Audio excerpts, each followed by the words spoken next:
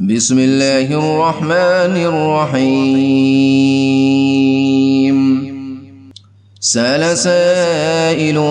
بعذاب واقع للكافرين ليس له دافع من الله ذي المعارج. تعرج الملائكة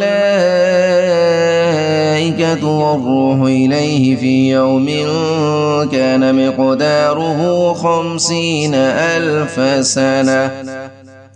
فاصبر صبرا جميلا إنهم يرونه بعيدا ونراه قريبا يوم تكون السماء كالمهل وتكون الجبال كالعهن ولا يسأل حميم حميما يبصرونهم يود المجرم لو يفتدي من عذاب يومئذ ببنيه وصاحبته وأخيه وفصيلته التي تؤويه ومن في الأرض جميعا ثم ينجيه كلا إنها لظى نزاعة للشوى تدعو من أدبر وتولى وجمع فأوعى إن الإنسان خلق هلوعا إذا مسه الشر جزوعا وإذا مسه الخير منوعا إلا المصلين الذين هم على صلاتهم دائمون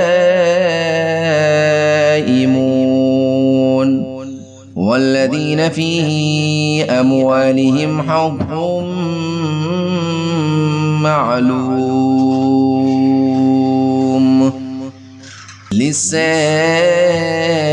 والمحروم والذين يصدقون بيوم الدين والذين هم من عذاب ربهم مشفقون إن عذاب ربهم غير مأمون والذين هم لفروجهم حافظون إلا على أزواجهم أو ما ملكت أيمانهم فإنهم غير ملومين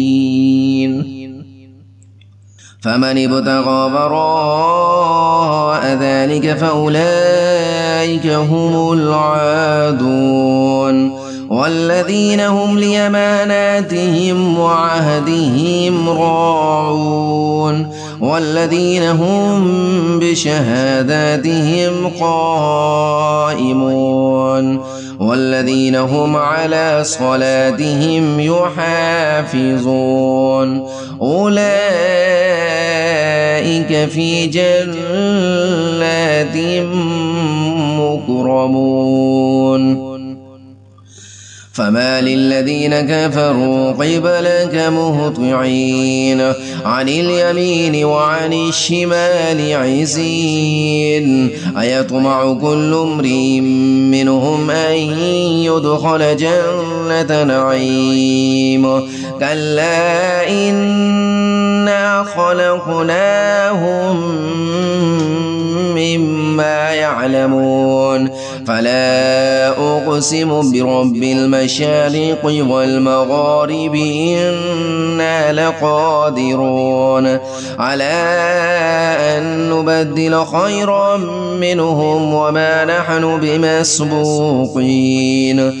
فذرهم يخوضوا ويلعبوا حتى يلاقوا يومهم الذي يوعدون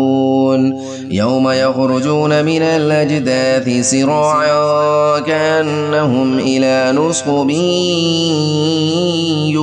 يوفزون خاشعة أبصارهم ترهقهم ذلة ذلك اليوم الذي كانوا يوعدون.